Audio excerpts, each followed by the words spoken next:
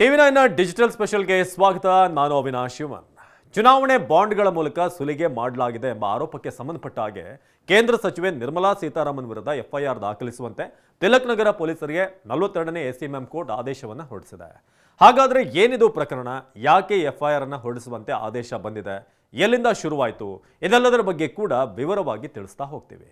ಸದ್ಯಕ್ಕೆ ಈ ವಿಚಾರಣೆಯನ್ನ ಅಕ್ಟೋಬರ್ 10ಕ್ಕೆ ಮುಂದೂಡಿಕೆ ಮಾಡಲಾಗಿದೆ. ಚುನಾವಣೆ ಬಾಂಡ್ಗಳ ಮೂಲಕ ಸುಲಿಗೆ ಮಾಡಲಾಗಿದೆ ಅನ್ನೋ ಆರೋಪ.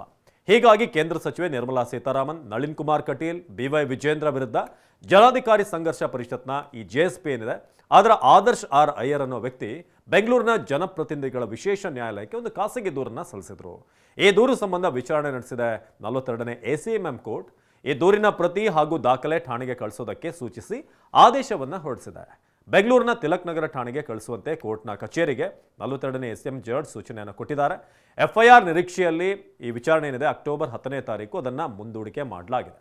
ಇನ್ನು 2019 ಏಪ್ರಿಲ್ ತಿಂಗಳಿಂದ 2022ರವರೆಗೆ ಆಗಸ್ಟ್ ತಿಂಗಳವರೆಗೆ ಉದ್ಯಮಿ ಅನಿಲ್ ಅಗರ್ವಾಲ್ ಅವರ ಸಂಸ್ಥೆಯಿಂದ ಸುಮಾರು 230 ಕೋಟಿ ರೂಪಾಯಿ ಮತ್ತು ಅರಬಿಂದೋ ಫಾರ್ಮಸಿ ಸಂಸ್ಥೆಯಿಂದ 49 ಕೋಟಿಯಷ್ಟು ಹಣವನ್ನು ಚುನಾವಣಾ ಬಾಂಡ್ಗಳ ಮೂಲಕ ವಸೂಲಿ ಮಾಡಲಾಗಿದೆ ಅನ್ನೋದನ್ನು ದೂರಲ್ಲಿ ತಿಳಿಸಲಾಗಿದೆ.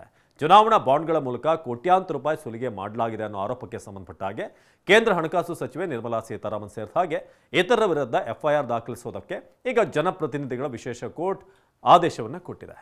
ಜನಾಧಿಕಾರ ಸಂಘರ್ಷ ಪರಿಷತ್ನ ಈ ಆದರ್ಶ್ ಅಯ್ಯರ್ ಅವರು ಕೊಟ್ಟಂತ ದೂರು. ಆದಾಗ್ಯೂ ಕೂಡ ಈಗ ಎಫ್ಐಆರ್ನ ದಾಖಲಿಸಬಹುದಾ? ಒಂದು ವೇಳೆ ನೋಂದಾಯಿಸಿದರೆ ರಾಷ್ಟ್ರಪತಿಗಳ ಅನುಮೋದನೆ ಇಲ್ಲದೆ ಪೊಲೀಸರು ಹಣಕಾಸು ಸಚಿವರ ವಿರುದ್ಧ ತನಿಖೆಯನ್ನ ನಡೆಸಬಹುದಾ ಅನ್ನೋದು ಇನ್ನೂ ಕೂಡ ಸ್ಪಷ್ಟ ಆಗಿಲ್ಲ. ಮತ್ತು ವಿಜೇಂದ್ರ ಅವರ ಪ್ರಕರಣದಲ್ಲಿ ಅವರು ಶಾಸಕರಾಗಿರುವಂತಹ ಕಾರಣ ಕರ್ನಾಟಕದ ರಾಜ್ಯಪಾಲರಿಂದ ಈ ಮಂಜೂರಾತಿ ಬರಬೇಕಾಗುತ್ತೆ, ನಂತರ ಎಫ್ಐಆರ್ ಆಗಬೇಕಾಗುತ್ತೆ. ಏನು ಎಲೆಕ್ಟ್ರಲ್ ಬಾಂಡ್ ಏನಿದೆ ಆ ಯೋಜನೆಯನ್ನು 2017ರಲ್ಲಿ ಹಣಕಾಸು ಕಾಯ್ದೆ ಮೂಲಕ ಪರಿಚಯ ಮಾಡಲಾಯಿತು. ನಂತರ ಫೆಬ್ರವರಿ 2024ಕ್ಕೆ ಇದು ಅಸಂವಿಧಾನಿಕ ಅಂತ ಅದನ್ನು ಕೂಡ ಹೊಡೆದು ಹಾಕಲಾಯಿತು. ಹಣಕಾಸು ಸಚಿವರು ಹಣಕಾಸು ಸಚಿವಾಲಯದ ಅಡಿಯಲ್ಲಿ ಕಾರ್ಯನಿರ್ವಹಿಸುವಂಥ ಇಡಿ ಮತ್ತು ಸಾಂವಿಧಾನಿಕ ಹುದ್ದೆಗಳನ್ನು ಹೊಂದಿರುವಂಥ ಹಲವಾರು ವ್ಯಕ್ತಿಗಳೊಂದಿಗೆ ಕಾನ್ಸ್ಪಿರಸಿ ನಡೆಸಿದ್ದಾರೆ, ಪಿತೂರಿ ನಡೆಸಿದ್ದಾರೆ ಅಂತ ಈ ಕಂಪ್ಲೇಂಟ್ನಲ್ಲಿ ಆ ಕಂಪ್ಲೇಂಟ್ ಹೇಳಿದ್ದಾರೆ. ಅಲ್ಯೂಮಿನಿಯಂ ಮತ್ತು ತಾಮ್ರದ ದೈತ್ಯ ವೇದಾಂತ ಈ ಸ್ಟರ್ಲೈಟ್ ಹಾಗೂ ಅರಬಿಂದೋ ಫಾರ್ಮಾಗಳ ಮೇಲೆ ದಾಳಿ ನಡೆಸಿ ಸುಮಾರು 8,000 ಕೋಟಿಗೂ ಅಧಿಕ ಮೊತ್ತವನ್ನು ಚುನಾವಣಾ ಬಾಂಡ್ಗಳ ಮೂಲಕ ಹಣವನ್ನು ಸುಲಿಗೆ ಮಾಡಲಾಗಿದೆ. ಅಂದರೆ ಇವ್ರ ಮೇಲೆ ರೇಡ್ ಮಾಡಿ ನಂತರ ಇವರು ಚುನಾವಣಾ ಬಾಂಡ್ಗಳನ್ನು ಖರೀದಿ ಮಾಡೋ ಹಾಗೆ ಮಾಡೋದು ಅಂತ. ಎಲೆಕ್ಟೋರಲ್ ಬಾಂಡ್ಗಳು ಪ್ರಾಮಿಸರಿ ನೋಟ್ಗಳಂತೆ ಇರುತ್ತೆ ಮತ್ತು ದಾನಿಗಳಿಗೆ ಈ ಬಾಂಡ್ಗಳನ್ನು SBIನಿಂದ ಖರೀದಿ ಮಾಡೋಕ್ಕೆ ಮತ್ತು ರಾಜಕೀಯ ಪಕ್ಷಗಳಿಗೆ ಅನಾಮಧೇಯವಾಗಿ ದೇಣಿಗೆಯನ್ನು ನೀಡೋಕ್ಕೆ ಅವಕಾಶ. ಅದಕ್ಕೋಸ್ಕರ ಅಂತ ಈ ಎಲೆಕ್ಟ್ರಾನಿಕ್ ಒಂದು ಬಾಂಡ್ ಬಂದಿದ್ದು. ಏನು ಬಾಂಡ್ಗಳ ದಾನಿಗಳ ಹೆಸರನ್ನ ಹೊಂದಿರೋದಿಲ್ಲ ಹಾಗೂ ರಾಜಕೀಯ ಪಕ್ಷಗಳು ಈ ಒಂದು ಎಲೆಕ್ಟೋರಲ್ ಬಾಂಡ್ ಏನಿದೆ ಇದಕ್ಕೆ ಸಂಬಂಧಪಟ್ಟ ಹಾಗೆ ಈ ಬಾಂಡ್ಗಳ ಮೂಲವನ್ನು ಬಹಿರಂಗಪಡಿಸುವಂಥ ಅಗತ್ಯ ಇರಲ್ಲ. ಹೈದರಾಬಾದ್ ಮೂಲದ ಉದ್ಯಮಿ ಅರಬಿಂದೋ ಫಾರ್ಮಾದ ನಿರ್ದೇಶಕ P. ಶರತ್ ಚಂದ್ರ ರೆಡ್ಡಿ ಅವರನ್ನ ನವೆಂಬರ್ 11, 2022ರಂದು ದೆಹಲಿ ಮದ್ಯ ಹಗರಣದಲ್ಲಿ ಇಡಿ ಬಂಧಿಸಿತು. ಭಾಳ ಒಂದಷ್ಟು ದಿನಗಳ ನಂತರ ನವೆಂಬರ್ 15ನೇ ತಾರೀಕು ಇದೇ ಅರಬಿಂದೋ ಫಾರ್ಮಾ 5 ಕೋಟಿ ರೂಪಾಯಿ ಹಣವನ್ನು ಮೌಲ್ಯದ ಚುನಾವಣಾ ಬಾಂಡ್ಗಳನ್ನು ಖರೀದಿ ಮಾಡುತ್ತೆ. ನವೆಂಬರ್ 21ರಂದು BJPಯಿಂದ ಇದು ಎನ್ಕ್ಯಾಶ್ ಆಗಿತ್ತು ಅನ್ನೋ ಆರೋಪವನ್ನು ಕಂಪ್ಲೇಂಟ್ ಮಾಡ್ತಿದ್ದಾರೆ.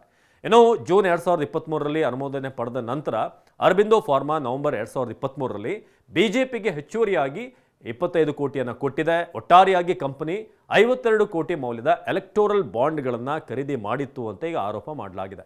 ಸುಮಾರು 34.5 ಕೋಟಿ BJPಗೆ, 15 ಕೋಟಿ ಭಾರತ ರಾಷ್ಟ್ರ ಸಮಿತಿ ಹಾಗೆ ತೆಲುಗು ದೇಶಂ ಪಕ್ಷಕ್ಕೆ 2.5 ಕೋಟಿ ರೂಪಾಯಿ ನೀಡಲಾಗಿದೆ.